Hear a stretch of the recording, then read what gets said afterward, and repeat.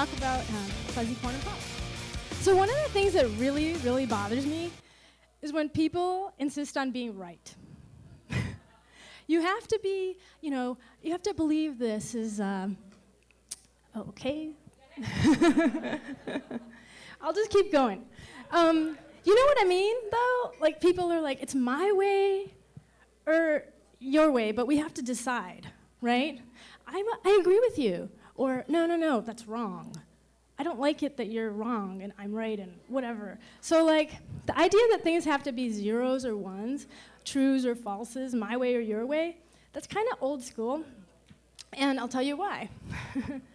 A lot of things fall in between 0 and 1. For example, pretend I have a can of pop, right? Open the can, I'm drinking the can, juice in the can, whatever it is, and there's some in there and there's some not in there, okay? So I'm gonna ask you, is it full or is it empty? Like, what are you gonna do? You're gonna round up to full because, it's mostly full and it's full? Or is it empty because, it's sort of empty too? Well, the idea that things can be both A and not A, that's where fuzzy logic comes in. And I want to tell you about that. I got interested in this because I spent a year in Japan in the 90s, right when Japan was doing really cool things, like releasing fuzzy logic-made rice cookers and televisions and camcorders. They were all over the place with this. And they used math that, instead of things being binary, things used if-then rules, lots of them. Like, if the traffic is heavy, then hold the light green longer. Things like that, so that it was thinking more. And the more rules got refined, the more smart the machines were. They were making a ton of money on this by the time we started to notice over here. The thing about fuzzy logic is, the irony is, the math had roots in the West. In 1900, a German physicist named Max Planck came up with this really brilliant equation which solved a problem that the physicists had had for about 10 years. Was light a wave or a particle? Max Planck's equation was so brilliant and puzzled so many people because he had to do something that he didn't really want to do. He had to use this other guy's probability statistic formula and apply that to his equation. In other words, there was some uncertainty about this. Things did things in different ways at small levels, small sizes, than they did in real life. So all the physics they knew about how to predict where things were just wasn't working when it was this little. So people didn't like this. Einstein didn't like that. In fact, he said, God does not play with dice. Well, Einstein died before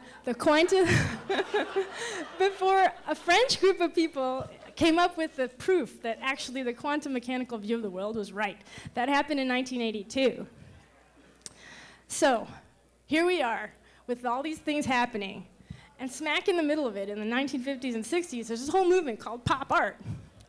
And I wanted to tell you about one of my favorite artists was Marcel Duchamp. He was this French guy, and he was the one who put the bicycle wheels in the museums. Yes? He did things like that because, he was challenging, and the pop artists were all challenging the idea that, hey, is art really, is it okay to just pick something up and put it in a museum and call it art? Like Andy Warhol with his soup cans, remember that? And stencils of Marilyn Monroe and everything. I mean, people didn't like that. A lot of the art people were like, that's not, really art, because you're not spending a million years like painting it and studying all these people and doing all these portraits. But they were like, you know what? This is what we're doing because this is what's going on and we're responding to it. In other words, maybe, what if, entertain perhaps the possibility that this could be art, Is it or is it not? And people weren't okay with that after a while. So I really got into this, I was like, what are they doing?